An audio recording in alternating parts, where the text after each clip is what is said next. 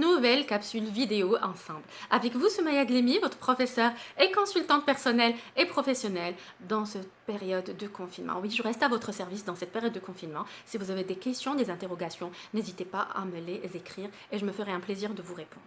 Alors, aujourd'hui, la capsule, elle se focalise sur la productivité.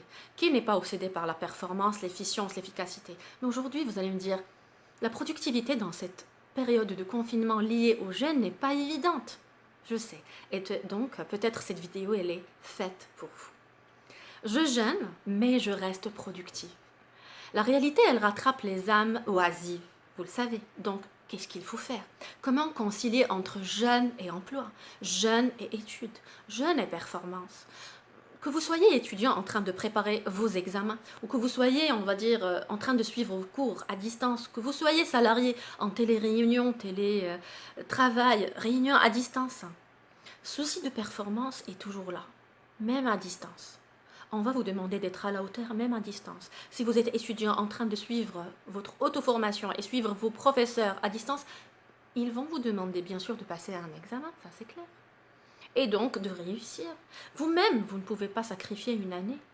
Vous-même, si on vous demande une année blanche, est-ce que vous accepterez? Vous allez sacrifier le semestre 1, et ce n'est pas évident. Du coup, nous réfléchissons autour de ce souci de performance, en jeûnant, à distance, en confinement. Comment allier tout cela? La tâche n'est pas facile, donc voilà, pour vous, quelques conseils. Pour plusieurs, le manque de caféine, manque de sommeil, manque de glucides, de nicotine avec le jeûne peut vous affaiblir. Je sais. Et peut-être même, ça va avoir un impact sur votre rendement. Donc, travailler serait-il plus difficile pendant le mois de Ramadan? Alors, conseil, une souplesse au niveau des charges et horaires du travail sera bien sûr à votre faveur. Il est vrai que contractuellement, le salarié ne peut pas exiger cette faveur, mais c'est au manager d'avoir le flair et de savoir que s'il désire vraiment une performance maintenue, il ne devra pas dépasser les capacités physiques de ses salariés. Pendant ce mois, ça crée du jeûne.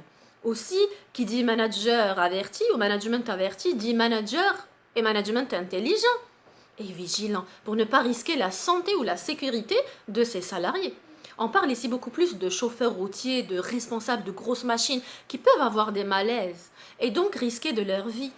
Pour les call centers, les téléopérateurs, après 5 ou 6 heures au téléphone avec les clients, franchement, avec le jeûne et tout ce que nous traversons, ils ne seraient pas peut-être moins performants que d'habitude, moins productifs? Oui. Donc, conseil pour les étudiants, s'il vous plaît. Plusieurs croient qu'il n'y aura pas de déconfinement, qu'il y aura peut-être une date non connue. S'il vous plaît, arrêtez de perdre du temps à ne rien faire parce que certainement, ils sont en train de planifier une solution pour pouvoir passer les examens. Donc, au lieu d'avoir une avalanche de regrets, commencez à vous préparer le plus tôt possible. Maintenant, par rapport aux personnes qui ont déjà un emploi, vous êtes salarié, pour les gestionnaires ou managers, sachez que nous vivons dans une période très particulière, ça c'est clair. Et donc, beaucoup d'entre nous n'ont jamais vécu de confinement pareil auparavant, n'ont jamais vécu d'épidémie ou de pandémie jusqu'à présent. Et ils n'arrivent pas vraiment à se situer. Et du coup, ils ont peur du virus, ils ont peur de la mort, ils ont peur pour leurs proches, pour leur vie. Il y a même ceux qui ont peur de difficultés financières. Enfin, tout cela va générer une sorte d'handicap psychologique et physiologique qui va empêcher le salarié de réfléchir.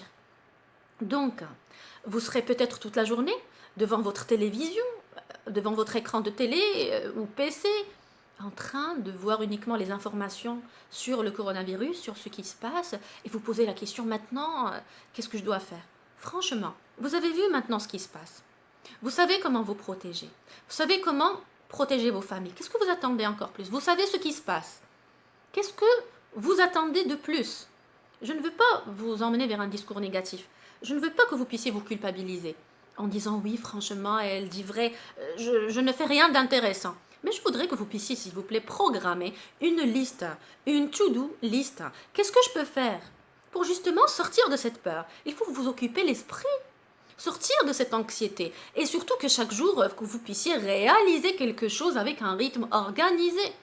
Donc, vous le ferez en premier pour vous, car vous rendrez un grand service à vous-même, car la réponse que vous donnez à votre anxiété, c'est la préoccupation. Il faut vous occuper pour sortir de la paire. Il faut vous préoccuper de quelque chose d'autre. Occupez-vous. C'est une sorte d'échappatoire.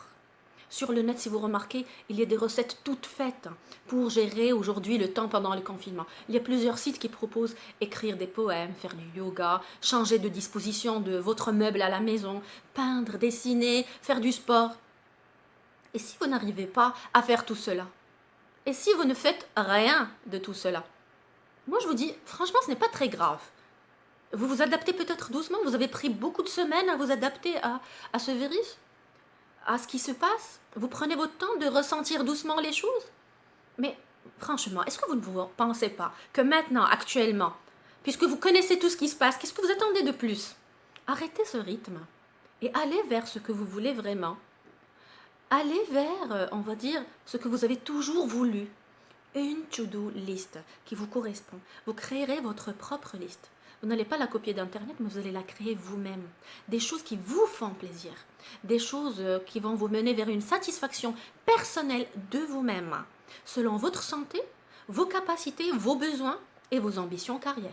Si vous voulez nous partager cette liste, à la bonne heure, mettez-la s'il vous plaît en commentaire. Peut-être vous serez une source d'inspiration pour d'autres personnes. Et évitant, s'il vous plaît, les heures allongées sur votre canapé à dire « Ouf, je m'ennuie ». J'attendrai, s'il vous plaît, alors votre liste pour nous inspirer dans les plus brefs délais. Donc, une to-do list pour pouvoir se préoccuper de soi. Je vous donne rendez-vous très très bientôt. Prenez vraiment soin de vous. J'attends votre liste. À très très bientôt.